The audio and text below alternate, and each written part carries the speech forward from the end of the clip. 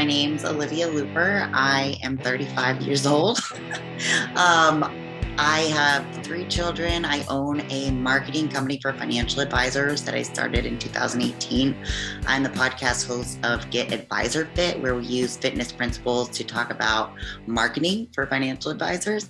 I live in Stuart, Florida. I work out at Revive, so I'm very lucky to train with a lot of cool people.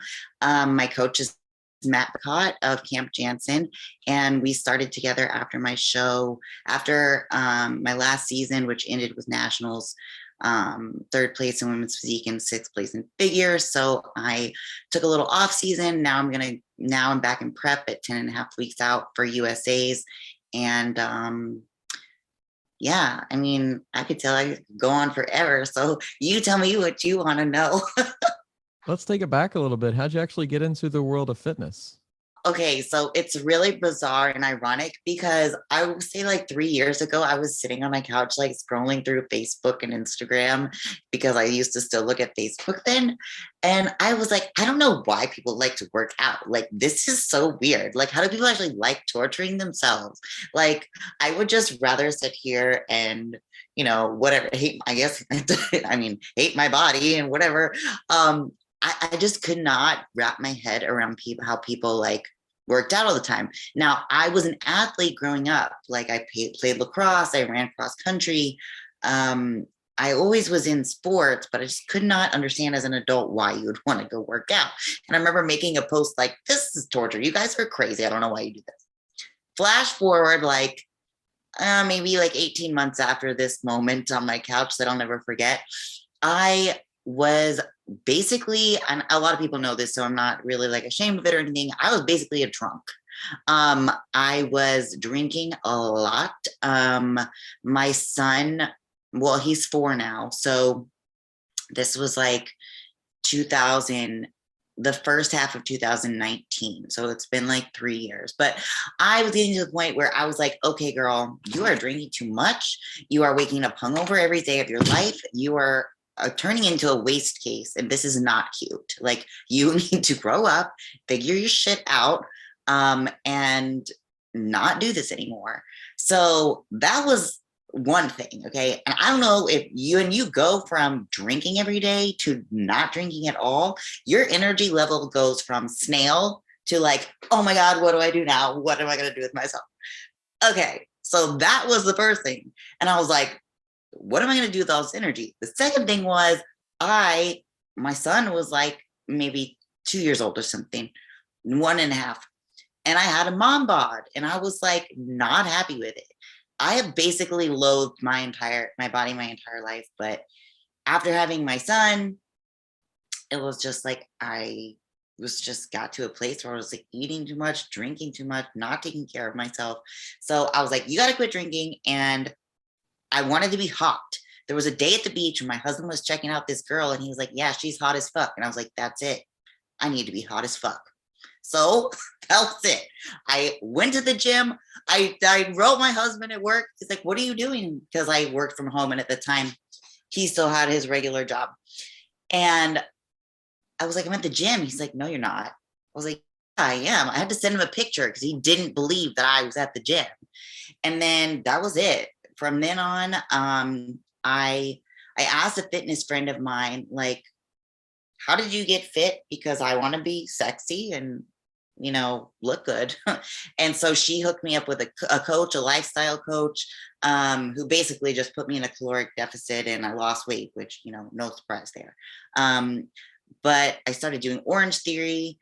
So I would do like HIIT cardio in the morning and then I would train and then I would do more cardio. It was like, in 11 weeks, I went from mom bod to like doing my first show.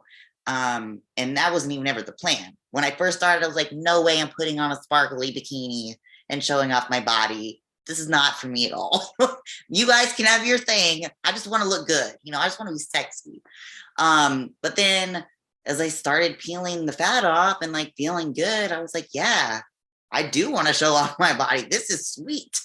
So I started doing shows. My first show was October of 2019. So I started in July working out. and I did my first show in October.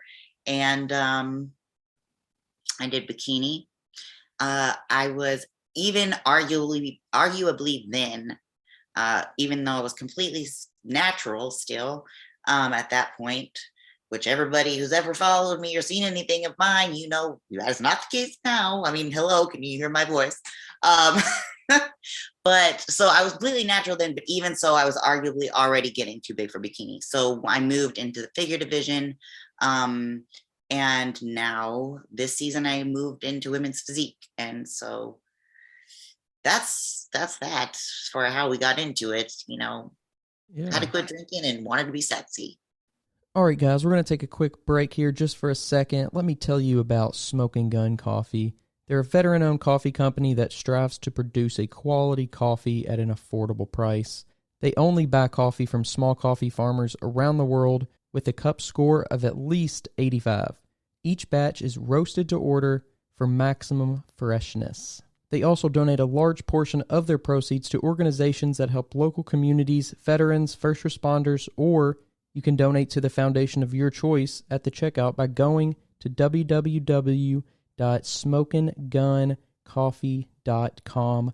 That's SMOKIN Gun Coffee. That's I think it's so interesting. The paths that we choose, we never really know where they're going to lead us. It's so, if you just get started doing something, it's going to take you somewhere. You can have a goal, you can have a vision, but really it's just a matter of like letting go of trying to control it in so many different ways and just letting it happen. And, along the way, obviously giving it your all and pushing towards what you want. But, there's so many possibilities of what can happen if you just get up and start being active, whether that be within your fitness, your relationships, your work, whatever it is, just like put yourself into it and crazy things can happen. It's really cool what can happen in so many different ways. Yeah, absolutely. And it's funny that you say that because when I jumped into doing a podcast, since we're on a podcast and this seems relevant, I had done one for one of my advisor clients. He had a podcast, he interviews entrepreneurs. And so he asked me if I would be on it. I went on it and I got off and I told my husband, because now we're business partners, we work together. I was like, I'm starting a podcast. And he was like, okay. And I was like, that was awesome. I could totally do this. All I have to do is like talk and that's easy. So let's do it. And I emailed the guy who edited the other guy's podcast. We set it up like 3 weeks later, bam, started doing it. And I had no idea what I was doing. I just was like, I'm going to figure it out as I go. And there are days now, that it's kind of like fitness. There's days that I don't feel like doing it. But I have an interview set up and I know that I tell my listeners every 2 weeks there's going to be something new to listen to. So I better fucking do it anyways, even if I don't feel like it. So it's like just starting the path of the fitness thing and like seeing myself commit to something. I have this whole new level of trust for myself in other areas. Like I know that if I commit to X, Y, and Z, that I'm going to do it and I'm going to do it exceptionally well. Better than most people. And that has brought me an immense sense of pride. I mean, obviously I'm proud of the way I look, but the way that I have achieved that look, that's what I think I'm really most proud of, is that I proved to myself that I could do way more than I thought I could. And all I have to do is just get started, like you said. Yeah. And you say like just committing to it and you realize you can do it better than most people. And I think for the most part, even just committing is doing better than most people, unfortunately, these days. It's like, if you can stay consistent with something over time, like you're going to beat out the majority of people just because you've been doing it longer. A lot of times skill level, it's obviously important at the highest levels, at the higher levels of things. But, if you just commit to it, you're going to get better as you go anyway, but you're going to beat out, I don't know percentage obviously, but let's just say 75% of people who even start, because they're going to quit in a week or 6 months or whatever. If you just stay consistent with it, you're going to be just among the elite simply by staying consistent, I think. Yeah. And what's really interesting is for me, like as I've I mean, because I'm relatively still kind of new to this. I mean, it's not even been 3 years. July will be 3 years that I actually started working out. And then like won't be till October till it'll be 3 years that I've actually been like in bodybuilding. And like my first prep was a week long. I went from lifestyle to a show. Like we decided in a week, my coach at the time was like, do you want to do this show next week? And I was like, yes. So, I mean, this is all still very, very new to me. But what was interesting to me is like when I first started, I thought that like all bodybuilders, they must be perfect. They must be never cheat on their diet. They must never miss a workout. That's the only way that you can look like that. So that's literally what I did. I mean, I could count on, and I told my coach this at the time, in those 11 weeks between the time I started and the time I did my first show, I said, I can count on one hand the number of times I did something that I wasn't supposed to do. And by not do something I'm supposed to do, I mean like eat like 0.2 ounces more chicken than I was supposed to. Not even something severe. Like, I mean, because I had this vision, I had this thought that like everybody in the bodybuilding world was just perfect and that's how they got to be that way. So I was like, I have to be perfect. I have to do everything perfectly, which, okay, after a while, like a year and a half or 2 years, started driving me a little fucking crazy. But it was really good for me because I learned that I could do it and do it exceptionally well. It wasn't even until later that I realized that there are people who are eating brownies in prep. Like that blew my mind. I was like, people cheat in prep? How do they even, what? What? How? Why? I don't get it. So, you know, it was a misconception for me that when I started that everybody was perfect and you had to be perfect too. And then I learned like, wow, I really am up here because I consistently do all of the things. Now I did it because I thought I had to. And it's good because I learned to be that way. But I don't know. It surprised me, I guess. It surprised me that people weren't as consistent as I thought, or weren't as committed, or whatever you want to call it. Whenever you realize that, hey, this is the way that other people are doing it, a lot of people may be doing it, maybe not as committed or consistent or disciplined as I'm doing it. Like, what kind of, was there anything that went through your mind like, man, I could have been going a little bit easier on myself? Or were you just like kind of, oh, I'm glad I was doing it this way because, you know, I'm ahead of these people because of my discipline? Okay, so it was a little bit of both. Like at first I was like, well, okay, now I understand why everybody was so surprised why I was making like headway so fast. Like your progress is so linear. How did you lose X amount of body fat and also put on this amount of muscle and this short amount of time? And like, whoa, where did you come from? And like, I was like, I don't know. I'm just doing what you told me to do, or just doing the things. Like, I don't know. I hire you. You tell me what to do. I do it. And then so last season, last year, all of 2021, I was with Tyler Bedson, who was on your podcast before. And he was, I mean, just very surprised, you know, at my work ethic and things like this. And I guess like, so over time, it was like other people's reactions to like what I was doing and accomplishing in the period of time that I was accomplishing it, that kind of made me realize like, okay. And then I like started learning that people weren't like really doing what they were supposed to be doing. They were just acting all big and bad on Instagram, but I believed them. So I just did the big and bad things too.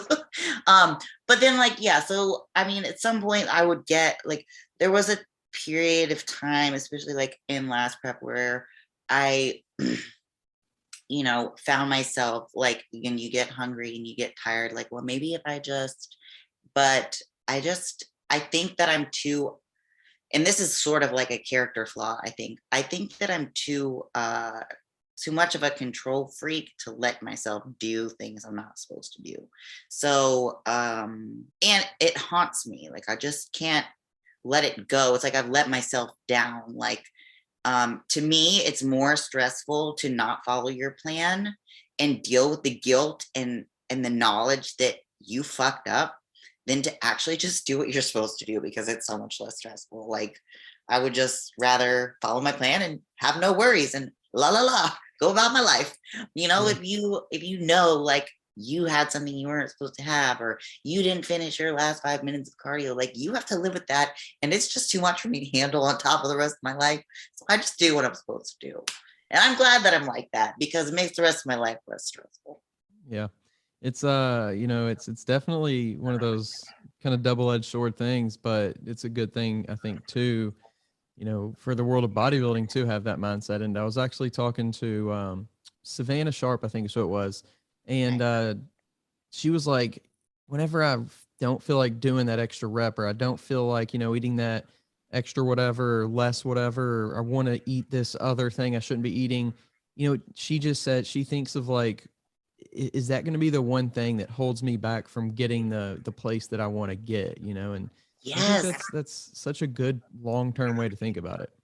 it really is. And I think about that too, myself, like, you know, because this is the thing, even if you don't think forward that way, if you go and, like, okay, so here, let me give you an example, right? I got third place in women's physique at nationals, my first national show after my first actual real season, which I was really bummed about, but then turned into pride. And that's a whole nother story. But I feel like, in retrospect, knowing that I was one spot away from a card, if there was a bunch of stuff that I did, I would just hate myself for it, thinking it was that cookie, it was that day, it was that half-assed workout that I did, or whatever. You know what I'm saying? Like, I fucked it up. But if you check all your boxes, and and I just wrote a post about this, actually, you can actually do everything in your plan perfectly and still not win. A, because you don't know who's going to show up. B, maybe you don't have the muscular development. C, maybe you are too depleted. Um, you can do everything that you are supposed to do right. But if you get that close, like if I had gotten that close and I knew that I didn't follow my plan, I would have so much disappointment in myself, like thinking, why did you do that? It was those times that you didn't check your boxes that could have contributed to this loss. So Yeah. And another guest I actually just recently had on kind of said the same thing you were saying, of like, I think it was Marcus Seidel. He was like, you can do everything right. And that's that's just the thing about bodybuilding, is you can do everything right. You can be more disciplined than than Mr. Olympia. You can, work harder, eat cleaner, do all these things, but you could end up at, never achieving anything better than third place at your local bodybuilding show. And I was like, that's so true. But then at the end of the day, you have to look at it, like you said, and kind of, once that pain wears off, be like, I'm proud of myself because I actually did what I said I was going to do. And I had no regrets. Like, I know that the reason I didn't win was because my physique was not the first or second place physique that day. It wasn't because of something that I did. It wasn't that I didn't finish my cardio and my glutes were soggy, or I ate food that I wasn't supposed to eat and I wasn't conditioned enough. Like, I was A+ fucking student, did all the things that I was supposed to do. So that loss was just me not being as good as the other competitors that day. And that's fine with me. But if it was on me, it was something that I did. And I don't want to put myself in that position to have that mental torture. It's like, it really is so much less stressful to just follow your plan. Yeah. And if you do all those things, it's honestly, in a lot of cases, it's just a matter of time. Sometimes the timing just isn't right. And it's just a little bit later down the road that you're supposed to get the things that you've been working for. And, having patience is very, very important, I think, and not giving up whenever, you've been putting in all the work and you're not there yet. You're not there yet. You don't see the results yet, but, a lot of times sticking to it, like we were saying at the beginning, staying consistent, you will eventually at least reach the point where you should be. That's so hard because it's different for everybody, kind of. Yeah.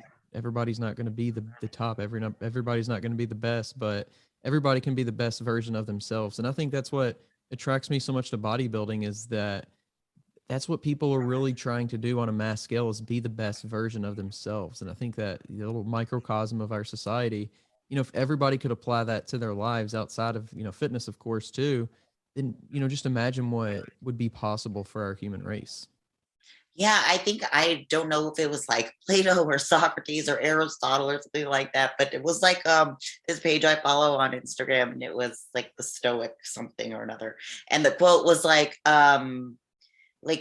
your basically your one goal in life is to like get better and be better and do better. Like, as long as you are progressing in some manner towards being better human, maybe it's being kinder, more philanthropic, or maybe it's looking better, or uh building your business to reach more people, to have greater impact in your community, or whatever it is. Like, this is your one thing that you're supposed to do. Is and if everybody really took that to heart in whatever way, whatever their passions are, things like that. And I think that then, yes, the world would be a greater place. But in general, people would just be happier. The human spirit and the human mind want to progress and want to learn. And when you're making progress, you feel good. Not even just physical progress, not just endorphins. Like, in general, when you're making progress in your life, it gives you a sense of self-worth and accomplishment. And that's kind of, what everyone is looking for, right? That is, I feel like, happiness is being fulfilled. And yeah, I think that is an attraction for a lot of people in bodybuilding, is that you're becoming better, physically, of course, but also mentally. You see this, how this can translate into different areas of your life. And for me personally, in my business, I know that it's helped me to be a lot more disciplined with, even my own marketing, or doing work when I don't feel like doing it, or committing. And I even say, like, to on my podcast a lot, like, to use the idea of like becoming 1% better every time, every day. I write most of the day for my job, and it's exhausting. But if I can just do 1% more than I did the day before, I'm going to build up that muscle and become more resilient. And it's going to become easier. I'm going to be able to accomplish more with less time and less effort, and just ultimately get stronger up here. And, so it's all related. Yeah, and I think that's such a good point. Discipline is a muscle. It's not. People from the outside looking in will say, if I had that, then I would be able to do it. If I had this characteristic or this character trait, if I had that mindset, I'd be able to do it. But it's a muscle. The more you use it, the stronger it gets. And it's almost a little bit, I don't want to say offensive, but it's like, I don't have anything special. I just do what I know I should do, and you can do it too. That's the beautiful thing about it. Everybody can, like we were talking about, be the best version of themselves. You just have to do it. And people who are doing it, they're not special. They're really not. They just choose to do it. Yeah, just take me, for example. I was sitting on my couch, probably drunk, looking at my phone, thinking, I don't know why the fuck people work out. This is crazy.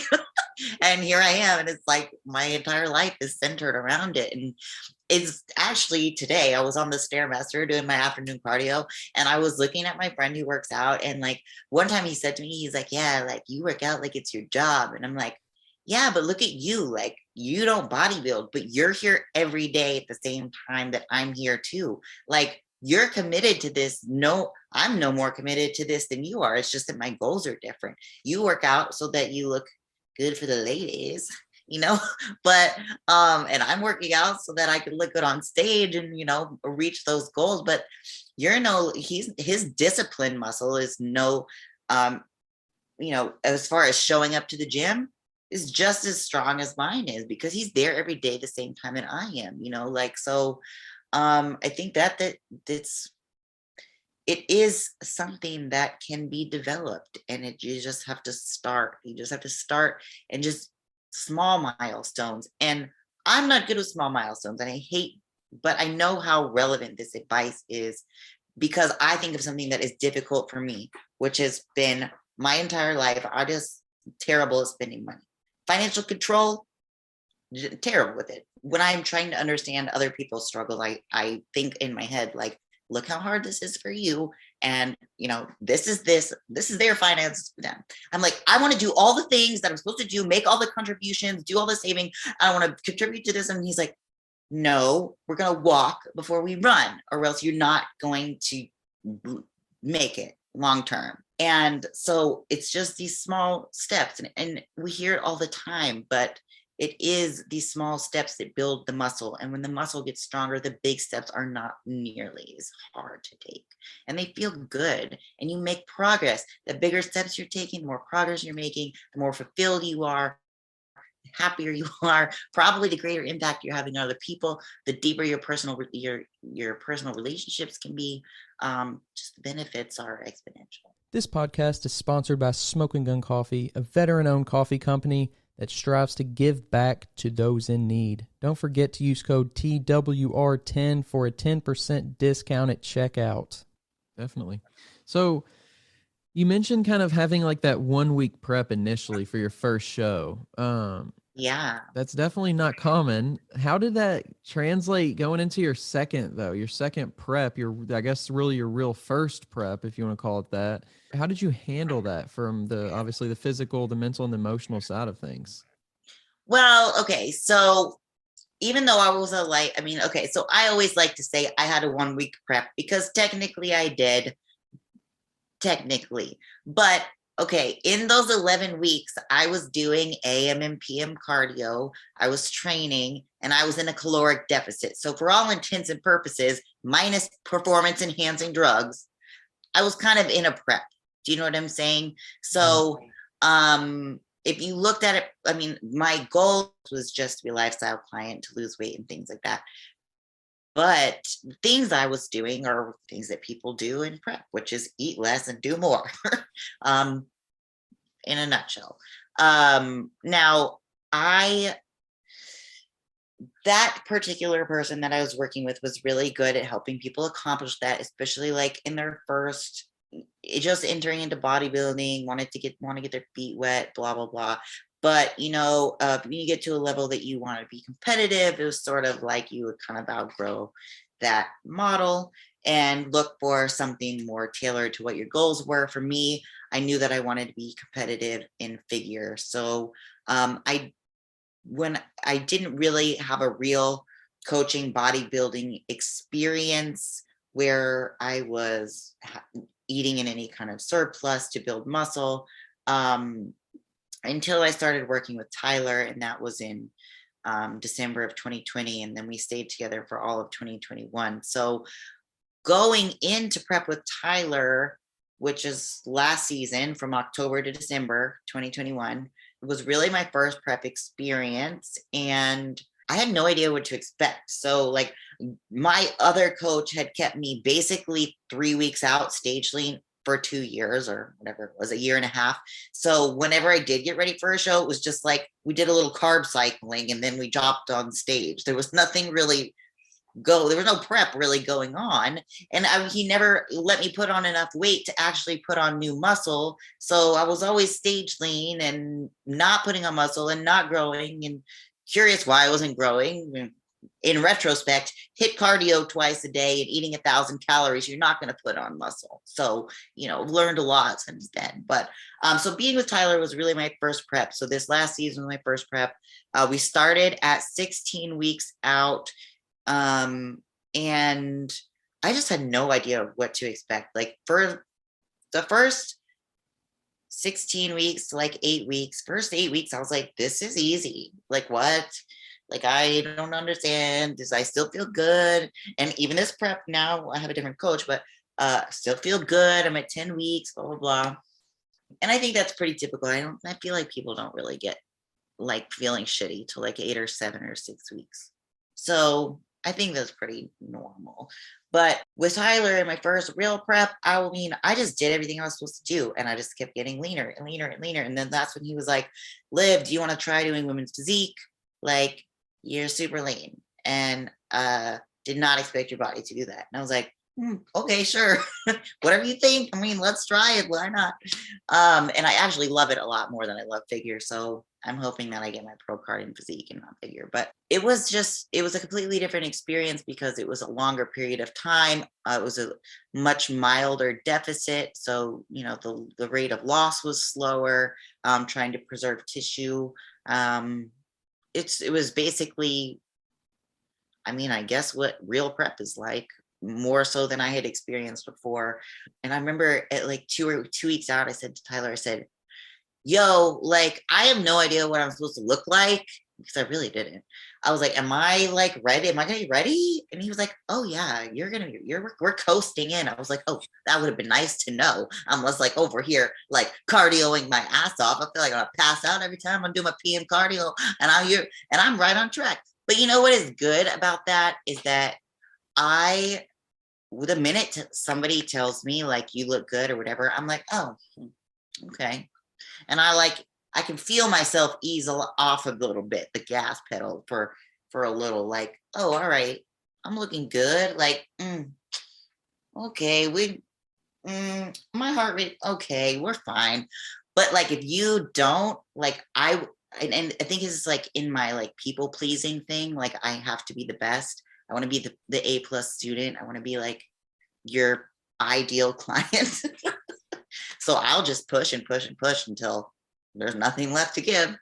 So in that respect, I think that Tyler knew that about me, and just really just no praise, no compliments, just this is what he says. We're in a good spot.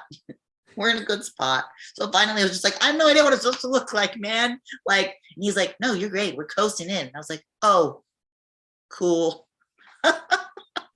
You can never really, it feels like, be comfortable in prep just, with a few weeks out, because so much could happen.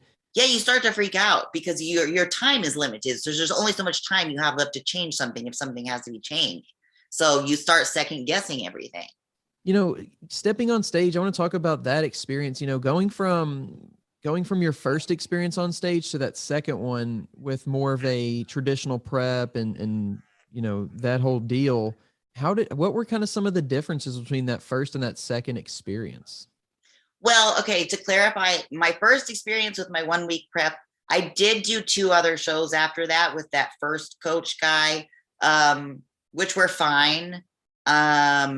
No, that's a lie. The second one was fine because it was a tiny, tiny, tiny, tiny show and nobody was there.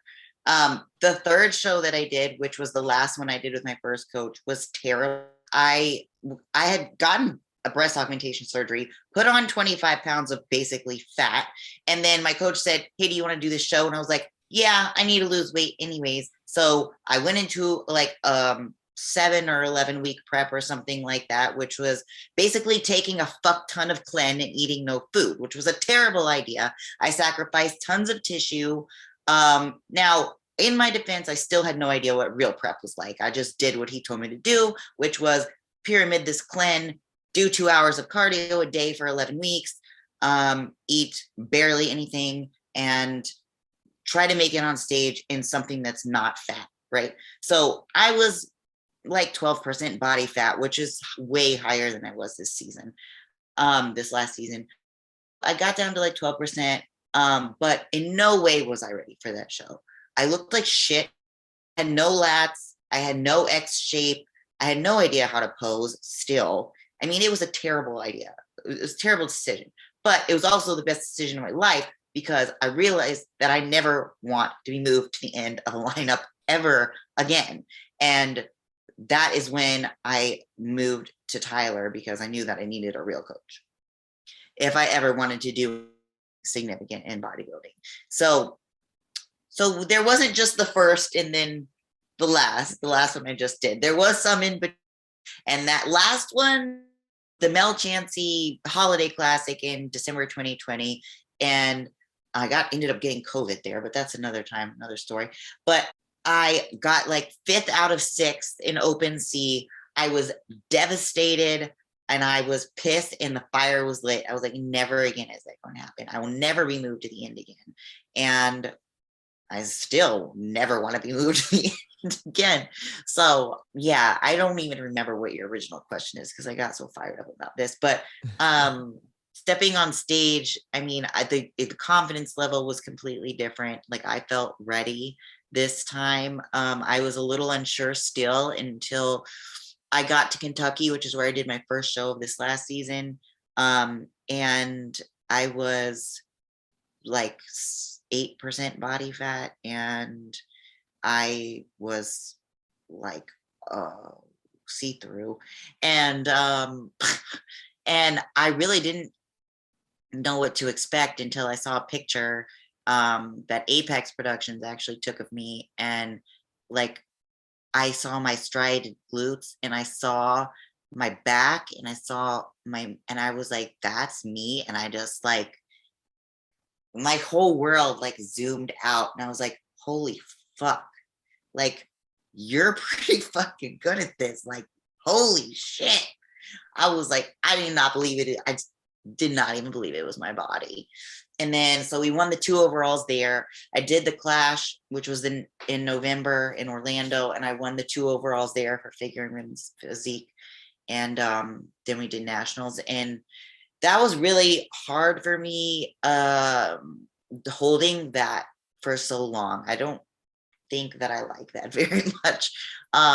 The waiting game in between the shows, like in between Clash and Nationals, was like 5 weeks.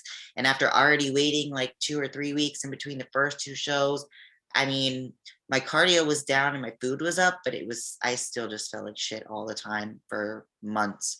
So it was, I think I have PTSD a little bit, but whatever, we're here doing it again. So, but anyways, so now I must add this,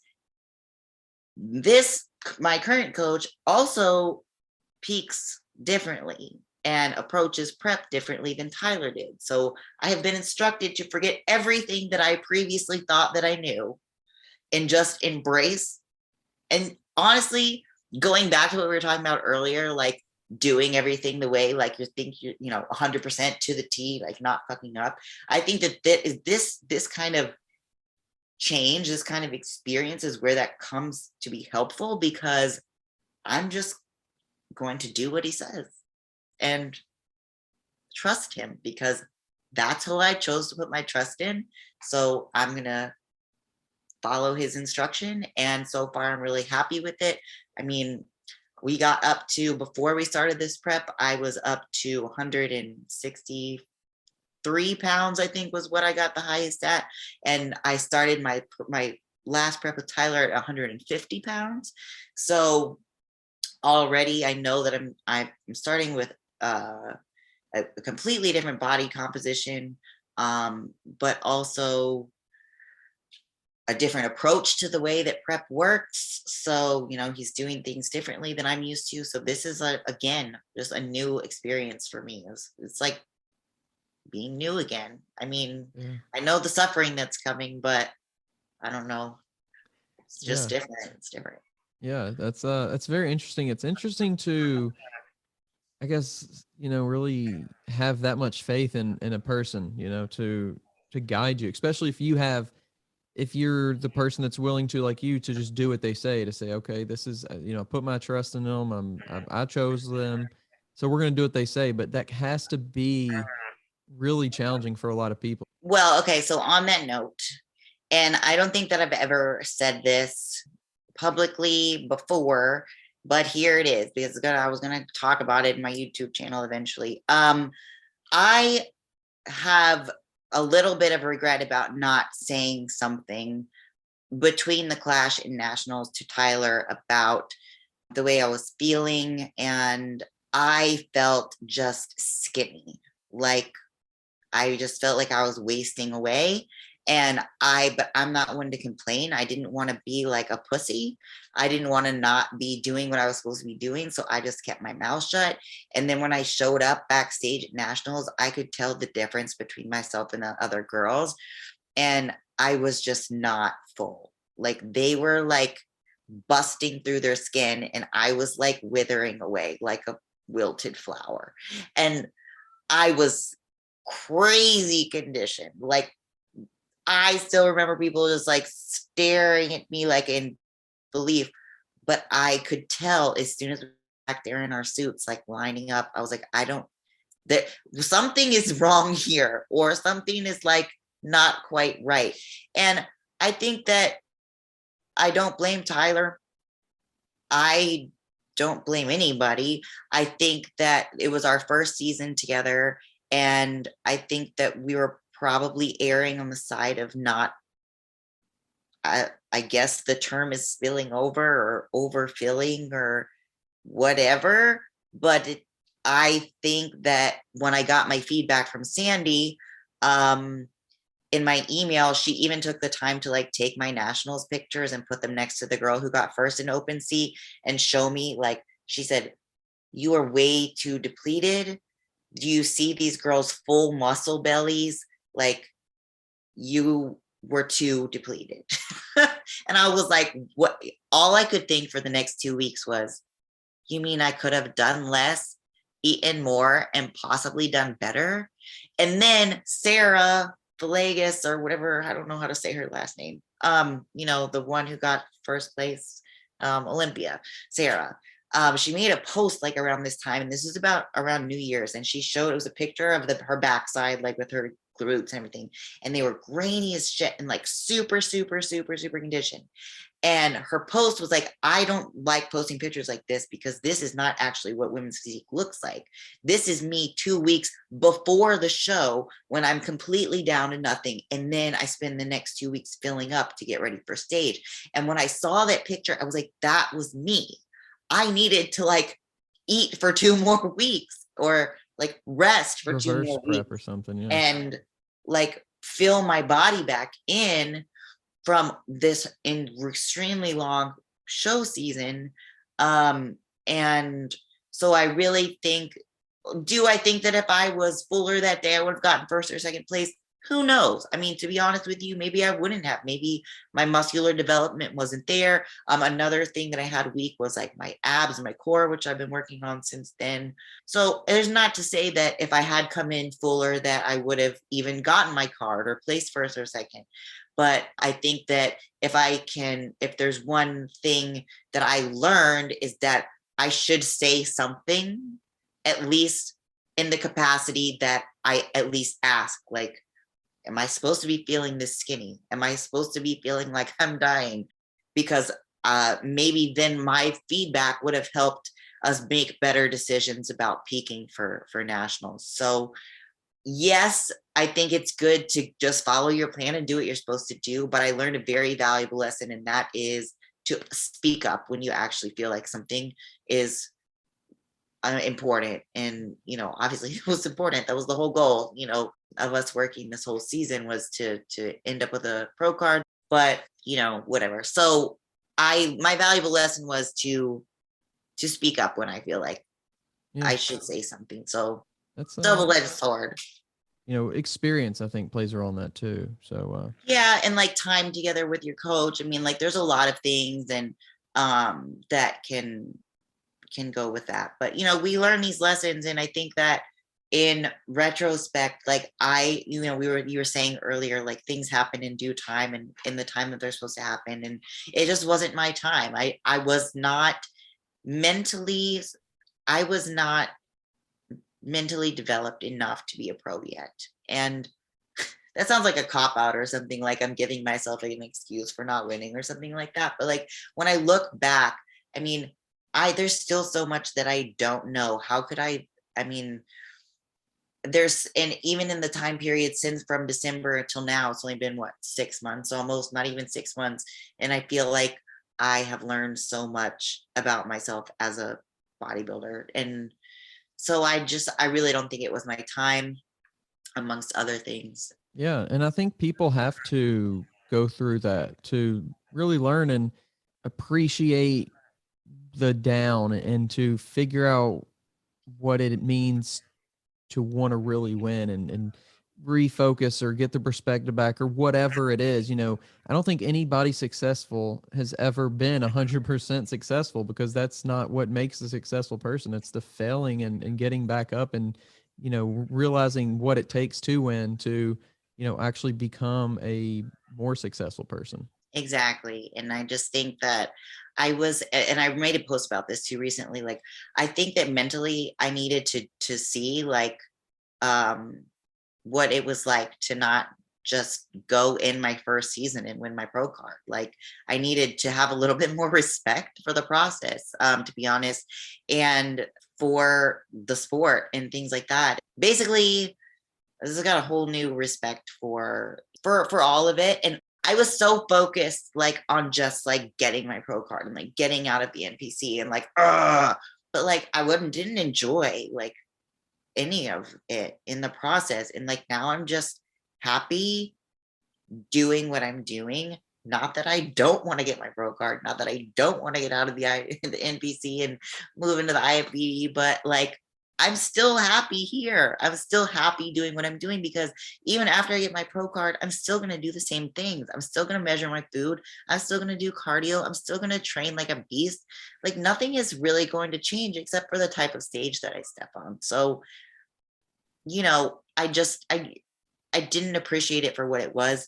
And I think that's part of the reason that the universe said, you're just not quite ready yet, Liv. No, and I think that's such a good point. If you can enjoy it whenever it's small time and whenever it's not as glorious, then you're not going to enjoy it when it is, because it, like you said, it's the same thing. It's just a bigger stage, or it's a bigger prize, or it's bigger, whatever, more, crazy competitors. Like, it just comes down to, if you really enjoy it, then you're going to enjoy it no matter what. It doesn't matter if you're doing it by yourself in the dark, and there's one competitor on stage, or if it's the biggest, if it's the biggest stage in the world. You have to be able to actually, enjoy what you do. Kind of on those lines though, how do you find balance in all of this? Obviously you're in the sport of bodybuilding, but you're not just a bodybuilder. You have so many other roles, so many other things going on in your life. How do you find balance within your life to live your life, I guess? I do not claim to have any type of real good balance in my life. I don't think that you can have a very good balance and be very good at this. That's maybe not what people want to hear, but I think that's the truth. My entire family's life revolves around my bodybuilding schedule.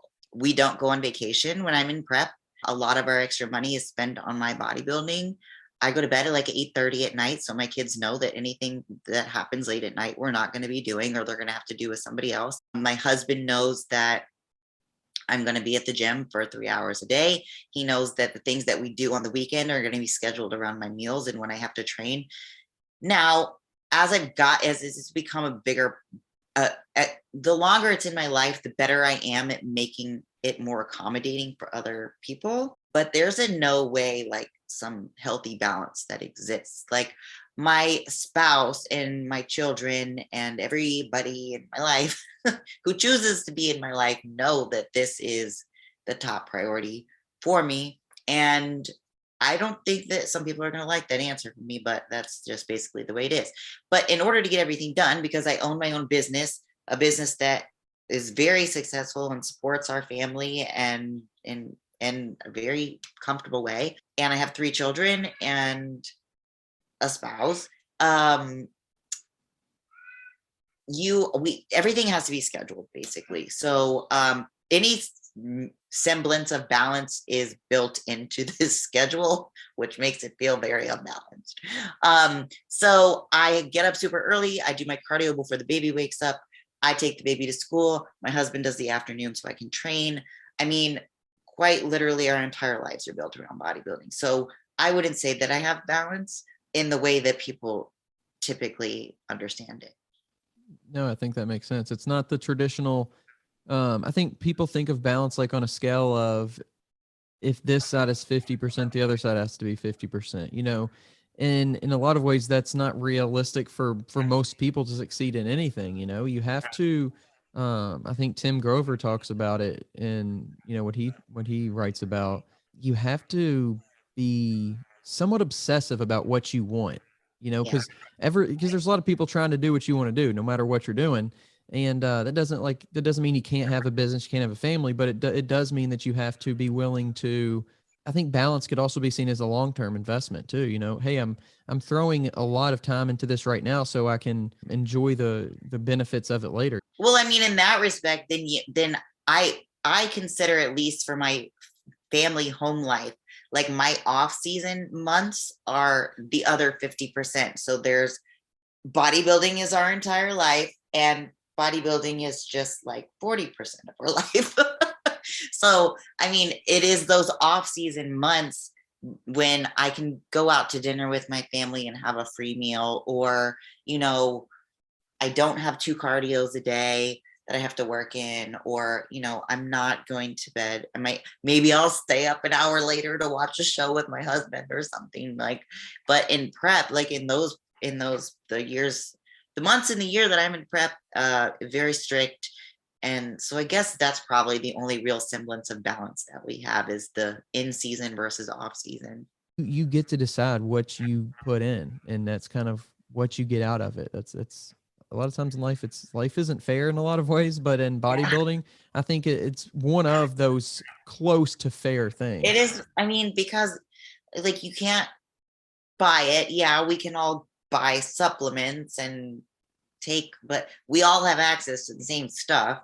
I mean, I guess the only way that it is not fair is if you just have really good genes. But I mean, there's nothing that really any of us can do about that. So, I mean, if you feel like you don't have good genes, maybe you just have to work a little bit harder. But I do like that aspect of it too. It's not like something you can buy. It's not something that is only reserved for a certain group of people. Like anybody who wants to do it can do it. You just take the first step and commit. And I mean, you could be a mom, you could be single, you could be a business owner, you could be a 9-to-5er, you could be a surgeon, you could be anybody and do bodybuilding. And I mean, when we get on that stage, we're all on a level playing field. And yes, it's a subjective sport. Yes, we're being measured on things that aren't completely black and white all the time. It's against this standard that isn't always easy to fit the competitors into on stage, but it does level the playing field, and everybody has access to it. So it's kind of cool in that way.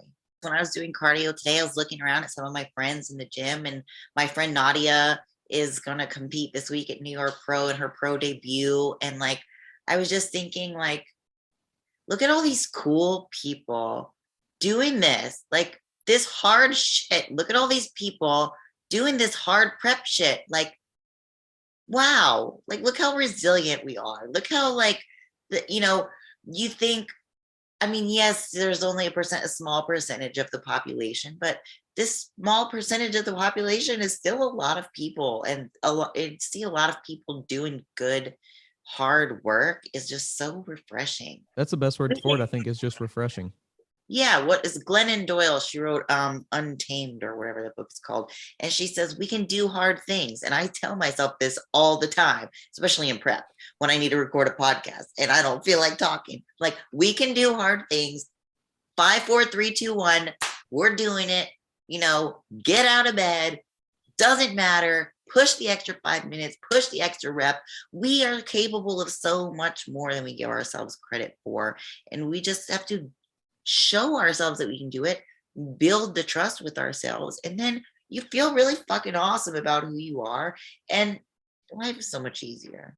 Forget all the uncertainty. Manage your risk, yes, but forget all of the things that might not go right, because nothing's ever going to go right anyway, even if you have the perfect plan. And just jump, just take the leap, be willing to try something. Yeah, and I think that this is probably also an unpopular opinion, but I feel like a lot of people hide behind like these different reasons. They shouldn't get on stage, or they shouldn't do this, or we're going to wait till this. And I think that, in some respects, you do have to know when it is your time to go into prep and, put your body through that kind of stress and things like that. But I think that I see a lot of competitors that I feel like hide behind this because they're afraid to jump again and say, oh, I'm not ready. Oh, and like whatever their excuse is or whatever,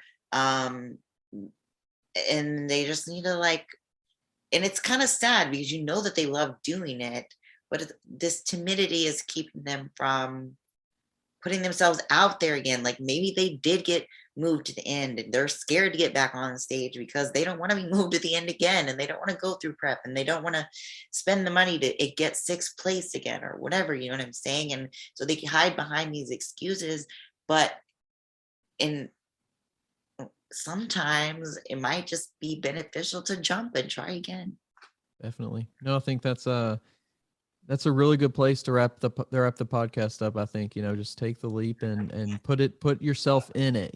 Don't just take the leap and then skip the meals and eat the marshmallows and whatever, but really take the leap and commit to something. And it doesn't matter what it is, hopefully it's something that's healthy. Hopefully it's something that's moving you in the right direction, but really, don't commit to drink a handle of vodka every night. Yeah. There's certain things you could commit to that wouldn't be great, but make a commitment and, just see where it takes you. I think that's a crazy kind of thing about life. You never know what's going to happen, but thanks for coming on here. I really appreciate it. And it's really cool to get to meet you and talk to you and hear your story and kind of some advice from you. Yeah, no, thank you. I hope I didn't sound too much like I was trying to give advice. I just get so excited talking about it. So when you messaged me to come on, I was really thankful. So thank you for having me. And hopefully we'll talk again another day. Maybe when I'm a pro, we'll have a pro conversation. That would be a lot of fun. Well, you are awesome. So thank you for having me.